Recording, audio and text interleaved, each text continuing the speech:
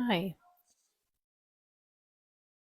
I had a very profound day today, and I did some somatic work, and I released some things that I needed to. And I uncovered some things that I didn't even realize were these huge blocks that I've had in my life.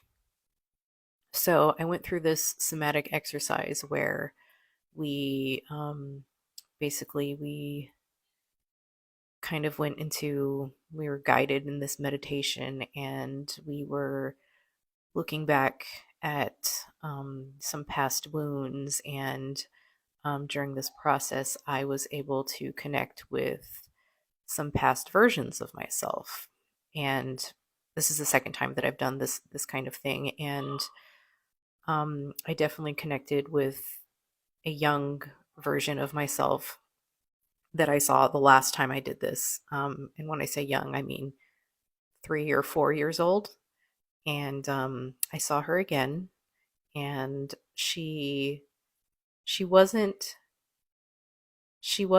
hurt like she was the first time, but she was there. It was almost like she was guiding me to take me to the other version of myself. And there was one that was probably teenage around that time frame, and then one a little bit older, and then one around the same age too. So I didn't, I couldn't pinpoint any of these specific things at the time, but after um, going through the exercise, we were guided through, this meditation, and we would, we were listening to music, and we would shake our bodies in order to release this, these, these emotions that have been stuck in our body from this event. And later, as I was writing, I discovered that one of one of these versions of myself was from when I was about 20 years old. And at that time, I was, I joined the Navy. I joined the Navy Reserves as a way to help me pay for college. I ended up um, I was in college, but I ended up. Oh,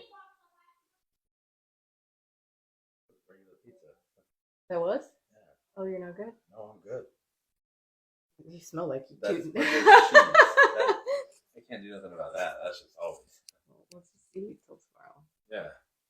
Like we don't like sat down with the receiver back on their website. It's like they have a gluten free pizza. They don't have that thing's not gluten free. Oh man. Okay. Well, I feel just fine. okay. We'll I see wonder about if my that. body is like healed. Because I I was did. never before, and then because I was sick, then I was gluten intolerant for so long, And I've been strict about it for years now, so maybe I'm not gonna like go back to gluten all that much. Yeah. Okay. That was kind of crazy. Let me.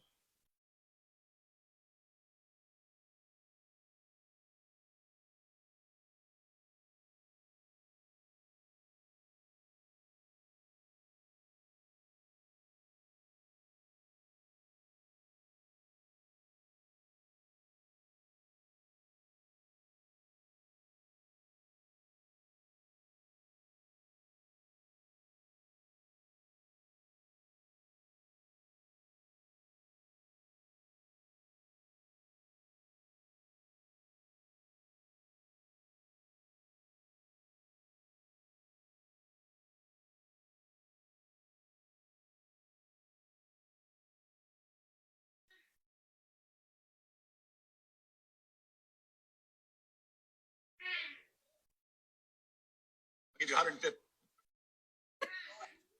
Okay.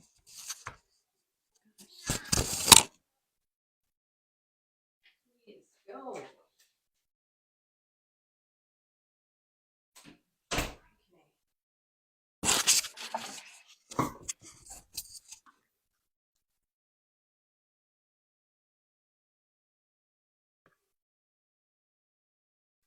Okay, so what was I talking about? Okay, so after this,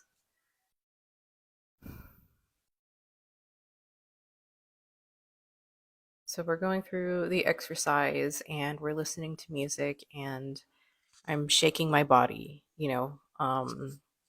just shaking to get the emotions that have been stuck in my body, and I'm feeling the feelings that I felt, and I'm just letting it go through me and I'm releasing it by shaking my body, and I'm crying because this is like really powerful stuff. And so as we're finished with that, then we come back and we kind of discuss a little bit, and then yeah, as I mentioned, I wasn't able to pinpoint a certain date for these different versions of myself, but after the session we had some prompts to write about afterwards, and so as I was writing those prompts I discovered that one of these versions of myself that I had met was probably when I was 20. And at this time, I had joined the Navy Reserves. And I did this as a way to help me pay for college. So I was going to college, and um, I was working part time, and I just felt like I needed a little extra help to help pay for college. And I thought this was a good opportunity for me to not only sure get a little bit of help with college, but also I wanted to do something with my life, that I wanted to be a part of something that felt bigger than myself, and felt like I had a purpose, and things like that. Which is like so, like, I look back on it and I'm like, I really thought I could be doing something good by joining the military, and it's just very ironic, I guess. Anyways, so I pinpoint this memory. This the whole thing is meeting that version of myself that has been holding on to um, pain and has created a pattern in my life as a way of protection. And what happened was, this one in particular had to do with being seen. And so in my business, I realize I've had so many blocks when it comes to being seen. I have I fear being seen, and I also fear not being seen. There's this whole thing where I want to feel safe, and so my nervous system kind of freaks out anytime I try to do something that would put me out there. And it doesn't know the difference between me being chased by a lion or this memory that I have. So anyways, I feel like I'm a little all over the place, but I'm just trying my best to explain it. So this memory of when I was 20, this was right after boot camp. I went to A school, and that is the period of time where you're training for your particular job. And I was a CB, which the CBs are the construction force of the Navy, and I was an equipment operator, and so I went to Fort Leonard Wood, Missouri, to do my training, and it was already like the military is already like pretty male dominated, but even more so in the CBs was the case, and you didn't see a lot of women. And then also, as far as like our instructors go, we had two women, and one of them was a chief, and the other one was a first class, I believe.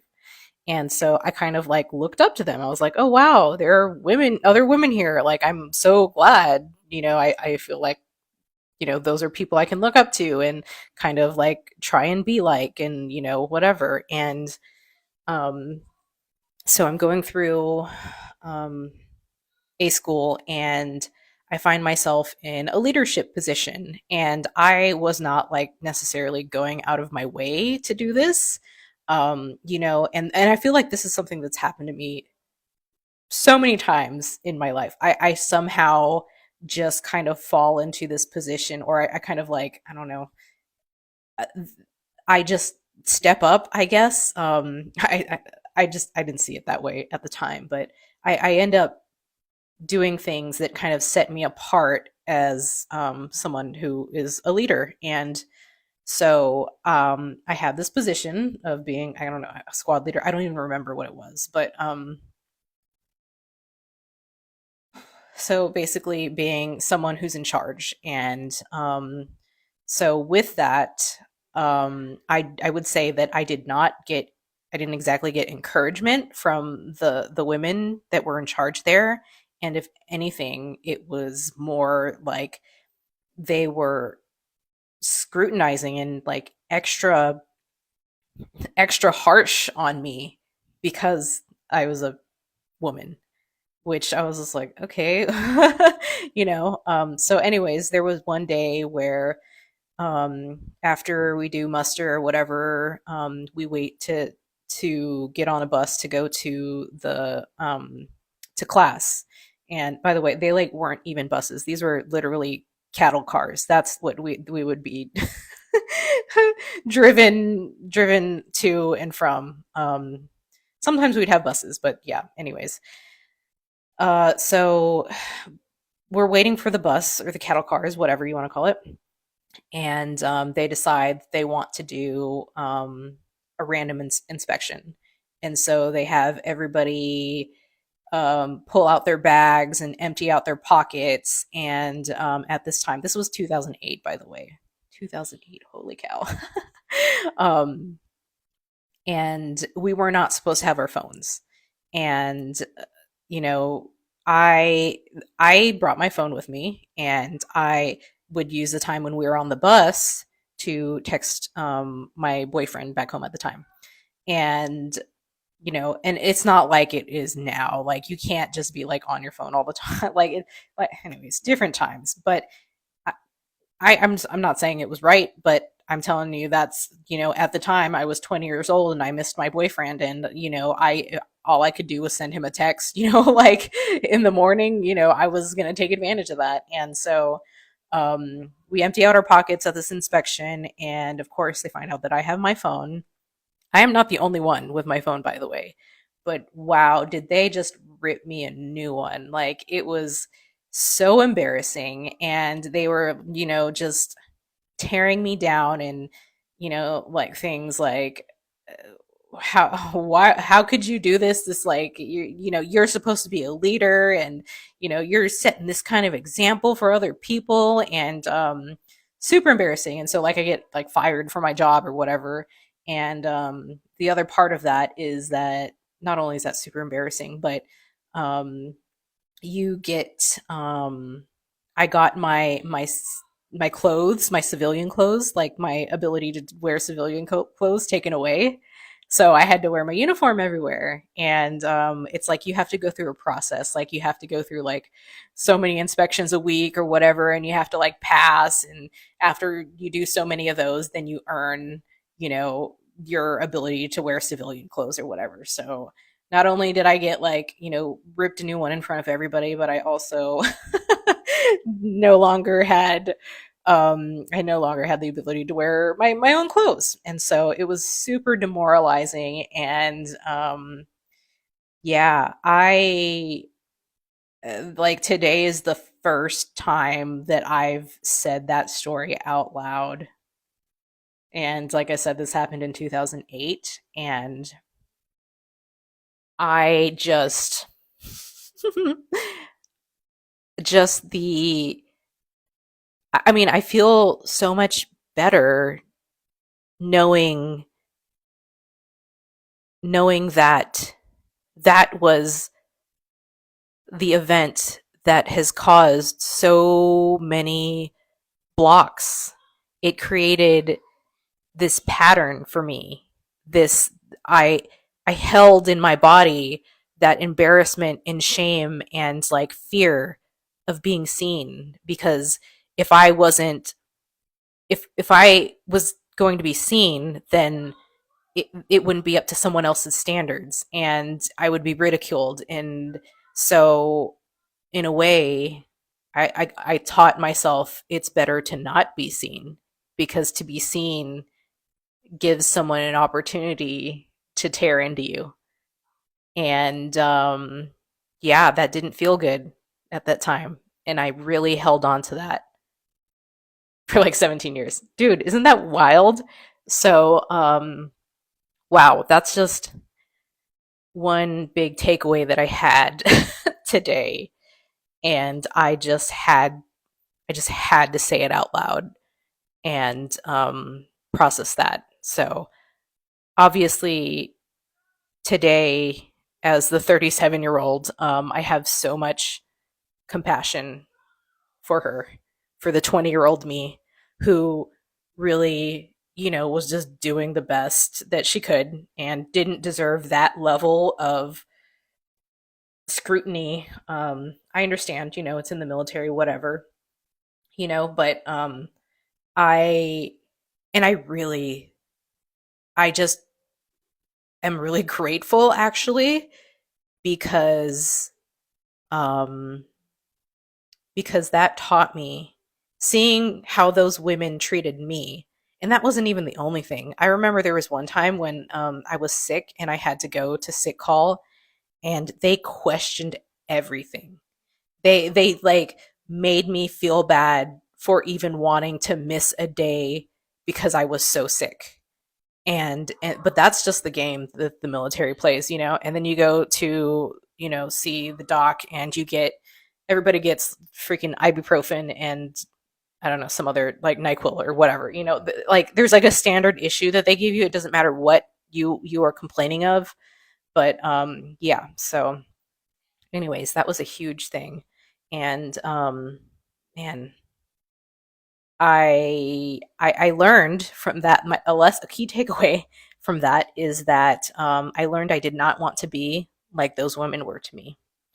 And I have been in other leadership positions since then, and I don't think I always had this clarity in my mind, but it's interesting because I see it now. I see that I happen to come across more women who are like that to me.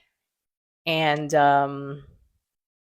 yeah, it's really shaped the way that I show up as a leader, because I know for sure that like that was not the way to go. I don't sure, I guess because when you're in the military you got to be fucking macho or whatever, but that is not the way that I'm going to show up in the world, and it's not the way that I want to treat people. And I'm not going to put myself in a position where I have to be like that to anybody else, because it's like it's stupid and doesn't nobody deserves to be talked to like that. So that was one epiphany that I had that I really had to share. So I'm going to stop this recording right now, and yeah.